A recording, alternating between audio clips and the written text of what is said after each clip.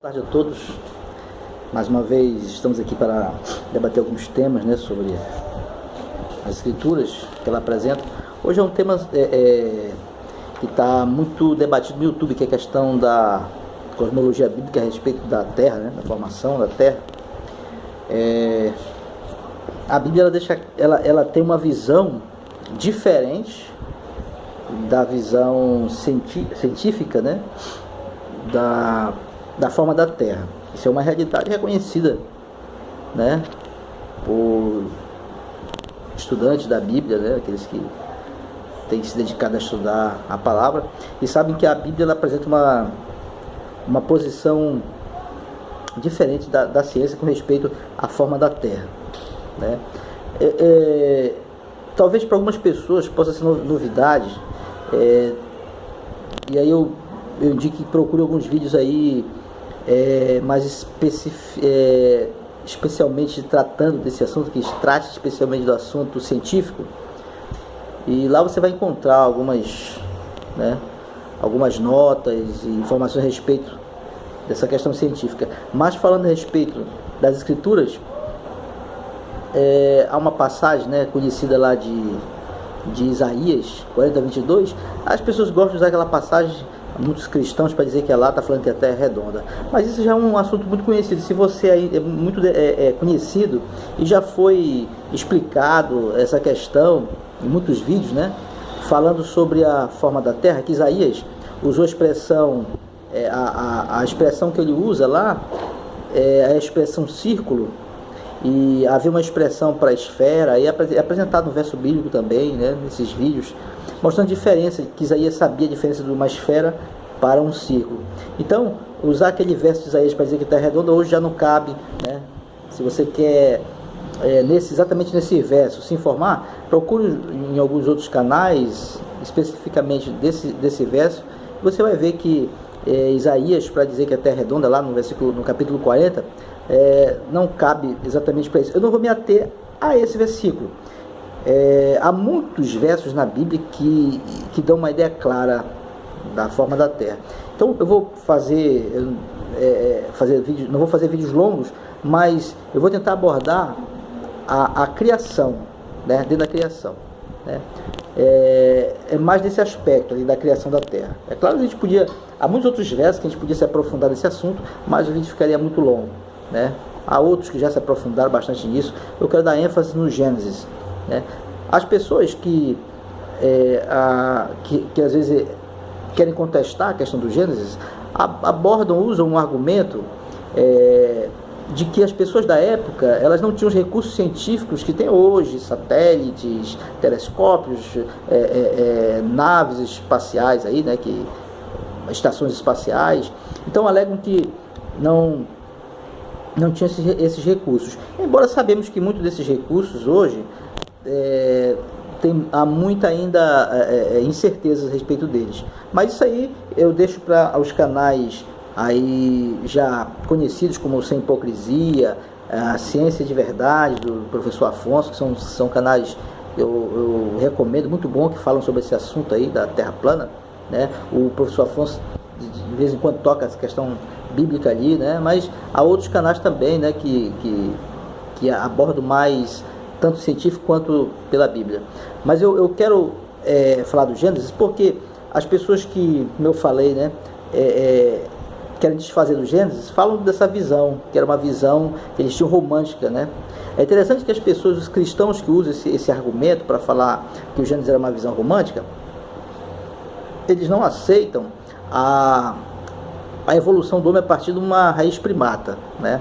Eles não aceitam esse argumento científico de que o homem veio evoluído a partir de uma raiz primata, né? Mas aceitam que o homem que veio do pó da terra, ou seja, foi formado do barro, que Deus colocou um espírito, e acreditam numa serpente que falou, mas não acreditam na forma da Terra, na sua criação, conforme a Bíblia. Dizem que isso é fantasia, dizem que foi uma linguagem poética, né?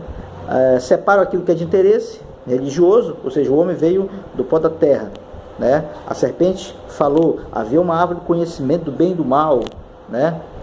Mas essa questão de a terra foi separada das águas, existem águas lá em cima, além do firmamento existe água, que o sol é menor do que a terra, conforme a Bíblia, que as estrelas são menores do que a terra. Não, isso aí era uma visão cosmológica da época, né? Eu digo uma coisa, se eles querem dizer que o livro dos Gênesis é fantasia, então eles têm, falando aos cristãos, tem que colocar todo o livro dos Gênesis como fantasia, né? Acreditar que um dilúvio destruiu a terra, acreditar que serpente falava, que homem veio do barro, então isso também teria que ser fantasia, né?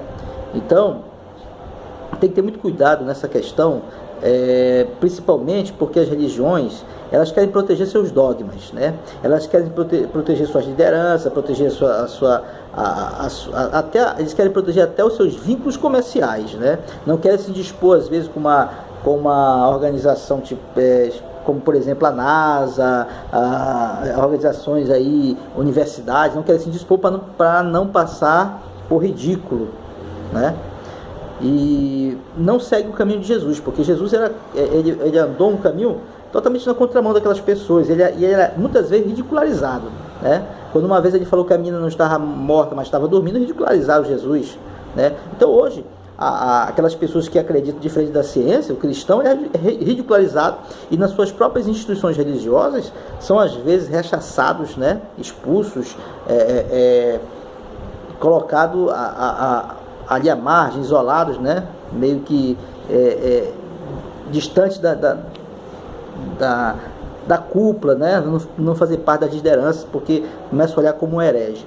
Então, esse vídeo é especialmente falando mais para os cristãos. Como eu falei, se você tem interesse científico, procure os canais, né, como eu falei, que estão direcionados mais para isso. Então, a abordagem é mais bíblica, né? A formação da Terra, ali no Gênesis, ela nos ajuda a fazer sentido a outras passagens que são colocadas no contexto bíblico, né? Por exemplo, quando Jesus fala que as estrelas iam cair, né? A partir do momento que eu entendo no Gênesis que as estrelas são menores do que a Terra, eu entendo que Jesus está falando não de meteoros, mas das próprias estrelas, né? E também, como ele diz, né, que todo olho verá, né? Fica mais fácil de ser entendido essas verdades. Então, Jesus, quando ele falou para ele que as estrelas iam cair, eles entenderam a partir desse entendimento mesmo, não pensar em meteoros, não, né? Como alguns querem, sempre dar aquela ajudinha para os seus dogmas, né, religiosos. Então nós vamos tratar aqui da formação da Terra, e eu vou só citar alguns versos aqui que você pode procurar posteriormente, né? Lá em 1 Pedro 3,5, 2 Pedro 3,5, fala que nos últimos dias os homens eles iam negar a verdade por acreditar em fábulas. É o que acontece hoje, né? As pessoas têm rejeitado a verdade bíblica e estão satisfeitas com as fábulas criadas pelos homens. A fábula do que o homem foi para a Lua, né? A fábula dos satélites, né? E alguém às vezes pode fazer comentários aí, achar que nós estamos falando de coisas sem conhecimento, mas você choca informações. E você tem que procurar, você que é estudante, procure sempre dar respostas àquilo que se é colocado em dúvida. Não simplesmente acredite, não, tem satélite, né? Então explique por que o homem, quando estava na Lua, né, supostamente, né, foi a Lua, conseguiu ligar para o presidente, numa época que nem tinha celular, né, ligou para o presidente, né, da Lua para a Terra. E hoje você vai em algumas regiões da própria Terra, às vezes até num contorno de uma cidade, em áreas rurais, e você não consegue o sinal de celular. Então você tem que responder essas questõezinhas, você tem que procurar ser, você que acredita nessa ideia global da Terra, procure então trazer essa resposta para aquilo que são questionados, não simplesmente aceitar como ela é. Assim também não aceite o que ele fala da palavra de Deus sem você pesquisar e questionar por você mesmo. Então Pedro vem falando que nos últimos dias os homens iam negar a verdade, é o que acontece hoje, né? Por acreditar em fábulas. Lá no Salmo 104, 3,5, Salmo 148, 4, Salmo 29, 10, ele vai falar sobre o firmamento, sobre as águas que estão acima desse firmamento, né? E você vai ver no Gênesis que firmamento é esse céu, não esse céu que você vê aqui de novo, mas o céu astral, esse céu dos astros mesmo, que está bem muito acima. Então ele fala que acima desse firmamento tem águas diluviais, águas oceânicas, né? Isso que a Bíblia vai dizer. Então aqui nesses salmos que eu citei, o Salmo 104, 3, 5, 148, 4 e Salmo 29, 10, ele vai dizer que acima desse firmamento tem águas e que acima dessas águas está o trono de Deus, né? Essa é a mesma ideia do Gênesis, só que colocando alguns salmos aqui para confirmar o que a gente vai ver no Gênesis, né? Jó 37, 18, ele fala das propriedades do firmamento, que ele mostra a ideia do firmamento como algo sólido, justamente para suportar a quantidade de águas diluviais, né? Isso é bíblico, né? Eu não estou dizendo que você que é mais voltado para a ciência aceite, é muito uma questão de fé. E Josué 10, 12, 13, né? Aí faz sentido, né? Quando ele fala lá do sol, quando Josué fala que o sol parou e tudo, faz sentido quando você entende que o sol é menor do que a terra, a partir do que nós vamos ver em Gênesis. Isaías 40, 22, né? Ali fala de uma cúpula, né? Na tradução King James, ela usa a expressão cúpula, né? Que Deus está com o seu trono acima da cúpula da terra. E cúpula é aquela ideia, né? Côncava, né? Sobre uma superfície, né? Plana. Não vai ter uma cúpula sobre numa esfera, não seria cúpula, né? A cúpula ela vai ser uma meia, né? Meia esfera ali cobrindo algo, protegendo. Né? E Apocalipse 1,7, quando fala que todo olho verá, é interessante na visão plana, do mundo plano, para que a volta de Jesus seja vista por toda a humanidade, né? Mas vamos abordar agora Gênesis. No capítulo 1, eu falo do Gênesis porque muitas pessoas às vezes leem o Gênesis e passa despercebido, né? Passa despercebido esses detalhes. O Gênesis capítulo 1, versículos 7 a 10. Fez, portanto, Deus o firmamento. Primeiro, uma vez eu perguntei a um jovem o que ele entendia por firmamento, né? Quando eu era adolescente também eu achava que era isso. Justamente a gente passa despercebido, a gente lê e não percebe o que nós estamos lendo. Aí entendia como firmamento a terra, né? O chão, porque está firme, né? Ali é o firmamento, porque está firme. Mas na verdade o firmamento não é o chão. O firmamento é essa cúpula, né? Como você vai ver naqueles salmos que eu citei, essa cúpula que foi criada para separar as águas, né? Então ele diz aqui, ó, fez portanto Deus o firmamento e separou as águas, ou seja, o firmamento é colocado justamente para separar, né? A ideia, se você for desenhar, o firmamento é colocado com uma ideia do aquário, que você metesse uma chapa e separasse as águas do aquário em duas partes. É essa a ideia que ele fala, porque o firmamento ele entra separando essas águas. Ele fala, e portanto Deus o firmamento separou as águas estabelecidas abaixo do firmamento, desse limite, das que ficaram por cima, e assim aconteceu. Essa é a função do firmamento primordial quando ele é criado, separar as águas, né? Então, acima do firmamento ficaram águas diluviais, águas oceânicas, e abaixo também. Então, ele estava ali, ó, topado de água aqui, né? Com água topada aqui em cima e embaixo. As águas que estão embaixo é que Deus vai fazer elas se colocarem num só lugar.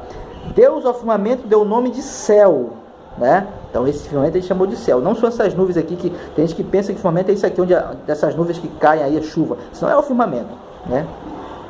Deu o nome de céu. A tarde passou e manhã e foi o segundo dia. Então disse Deus que as águas que estão sob, ou seja, embaixo do céu, firmamento, se reúnam num só lugar, a fim de que apareça a porção seca. Então, como nós vimos, o firmamento ele separou as águas, né? Água em cima, água embaixo. A água de baixo, Deus fez com que elas se reunissem, e aí criou-se, é a partir daqui que se cria a atmosfera. Não havia atmosfera antes disso, né? Só água. Então quando seca isso aqui dentro dessa cúpula cria-se atmosferas, mas aqui em cima continuam as águas. Você vai ver que no momento do Gênesis fala que essas águas de lá, de cima, saíram dali. Então, num só lugar aparece a porção seca. Deus otorgou o nome da terra, a parte seca, a massa de águas que se havia juntado, e chamou de mares, né? Aí o versículo 14, no firmamento ele fala o seguinte: declarou Deus, haja luminares no firmamento. Veja bem, ele criou o firmamento para separar as águas, e esses luminares foram colocados nesse firmamento, né? Então ele faz luminares, a fim de aí ele fala assim, ó: haja luminares no firmamento do céu, a fim de separar o dia da noite, e sirvo ele de sinais para definir estações, dias e anos. E que sejam também luzeiros nos céus para iluminar toda a terra. E assim aconteceu. Então, É feito o firmamento para proteger a terra, a superfície seca que se formou, que você disse que aquela água desceu e apareceu a porção seca. Então, abaixo desse firmamento, essa cúpula, como fala lá no Salmo, né, 29:10, abaixo dessa cúpula ficou terra. Então, os luminares são colocados dentro desse firmamento para iluminar esta terra. Então, esse sol, essa lua, as estrelas, elas não podem ser maior do que a terra, porque elas estão dentro desse firmamento, né? Aí a ideia da Bíblia não é a terra girando em torno do sol, mas é o sol girando em torno dessa terra. Essa é a ideia bíblica, está claro aqui, que se você for ler com detalhes. E ele fala o seguinte, do 14 ao 18, né? Deus fez os 2 grandes luzeiros, o maior para governar o dia, o menor para governar a noite, e formou Deus também as estrelas. Ele fez os 2 luzeiros, né? Então, é chamado de luzeiros. A ideia de que o sol ilumina a lua, biblicamente não cabe. Deus criou 2 luzeiros, né? Ele criou 2 luzeiros ali. E colocou essas luzes nos céus, a fim de iluminar a terra, os céus e o firmamento. Então, colocou as estrelas ali. Então, o que nós temos aqui no Gênesis, é uma descrição clara do que foi a terra. Uma cúpula sobre uma superfície que, na lógica, tem que ser plana, né? Se você tem uma cúpula, né, a superfície ela é plana, não tem como ser esférica, não tem que ser uma esfera, uma bola, né? Aí tudo faz lógica você entender que as águas saem dos rios e às vezes se você está aqui e os mares estão abaixo dessa superfície seca, porque Deus diz que as águas desceram para aparecer essa porção seca, ou seja, as águas desceram, os mares ficaram abaixo da porção seca.